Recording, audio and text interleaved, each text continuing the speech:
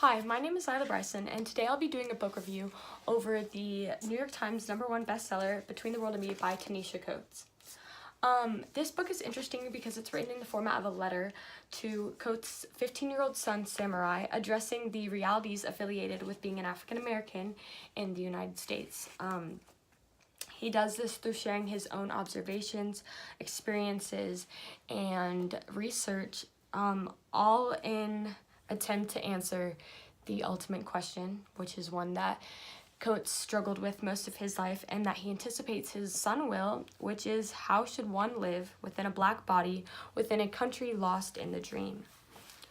This transitions into the main societal issues of this book, which are the systematic oppression of black people and the nature of black people in the United States as a result of that.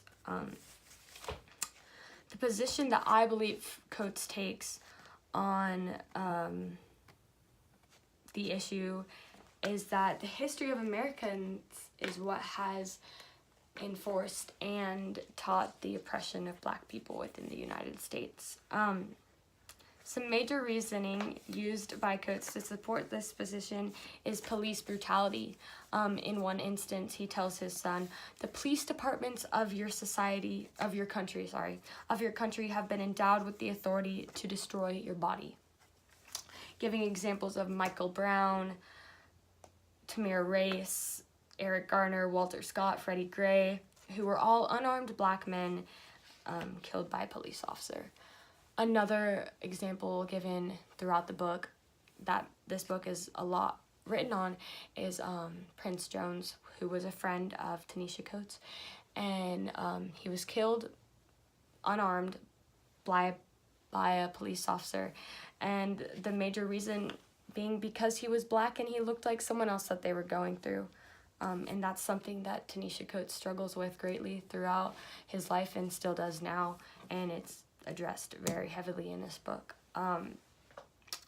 Another thing that is brought up, reasoning, is that white people were raised to believe that they were white, and that race is the child of racism and not the father. And what he means by that is that race was made up by people who decided to place a hierarchy on physical features, that without this racism that was made, that there'd be no such thing as race because there'd be nothing to differ between people.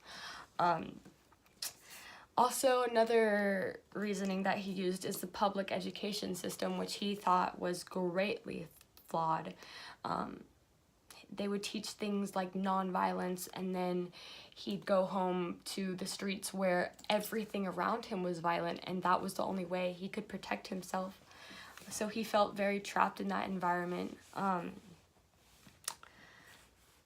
Another issue that is brought up is that this is his belief, which is that Americans have made the idea of democracy into a god, and that when the words are written, a government of the people, by the people, and for the people, that black people weren't included in this, and therefore Americans, we thought that the enslavement of black people was never wrong because they were never citizens, and that's something that he uses to justify, that he thinks that we use to justify the systematic oppression that we've had throughout this country. Some things that are a result of these reasonings, like black culture, is the fear of their body, the fear of the black body.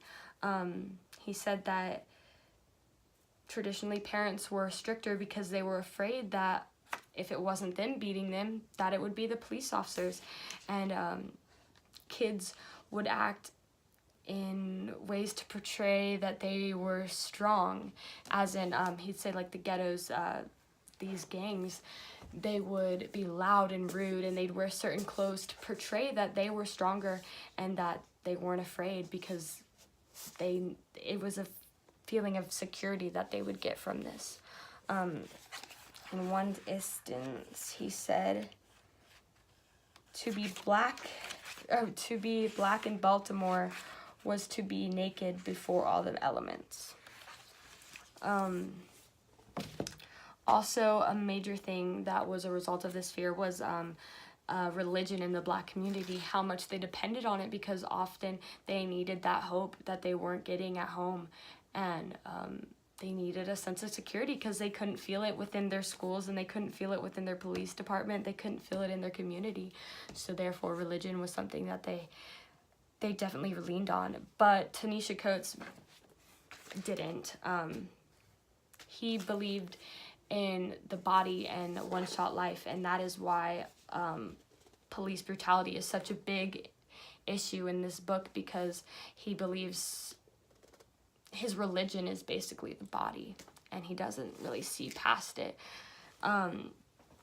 Also, some literary choices that were used in this was paradox, which would be that were uncomfortably like real, which would be like white people were raised to believe that they were white, and then symbolism, and the dream was a symbol, and the dream is that like the US was built on freedom and equality, when instead he believes that it's built on exploitation and oppression of Black people.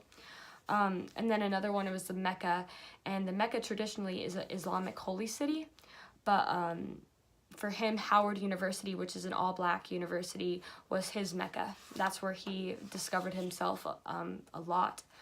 And then another piece of research that gives another point on this opinion would be the movie The Hate U Give, which presents the perspective of the issue of systematic oppression, but this time from a younger girl named Star. It's about her struggle living between two different worlds, which is the mostly Black community where she grew up with, where she is living, and then the mostly white preparatory school that she goes to. And it's over like the code changes that she has to go through between each community, and that's a big issue that is talked in Between the World and Me, which addresses the actual title, and that is the two worlds that Coates recognizes, which is the Black world and the white world, and how you have to change as you go in and out of each. Like, he said that whenever he lived in the Black community, he had to learn the code of the gangs, not because he was one, but it was the only way he could survive. And then to go into a white community, he had to be very educated as he was, because that was the only way that he could get approval. His parents would say you have to be 10 times better than anybody else. I would definitely recommend this book to everyone to read. I think it's really eye-opening. I read it because I wanted a new perspective on racism in America. Being a white person, I would like to understand a little bit better of what they're going through. And it's a hard read. It definitely is. Coates use tons of big words and descriptions that you might not understand most of the time, and sometimes you have to go into deeper to understand it. But as I did this review and I looked back on everything, I definitely gained a lot better understanding, and it's very eye-opening, and I definitely recommend for everyone to read it. It's something that, with all the problems going on now, that would be a very eye-opening experience. So that is my review.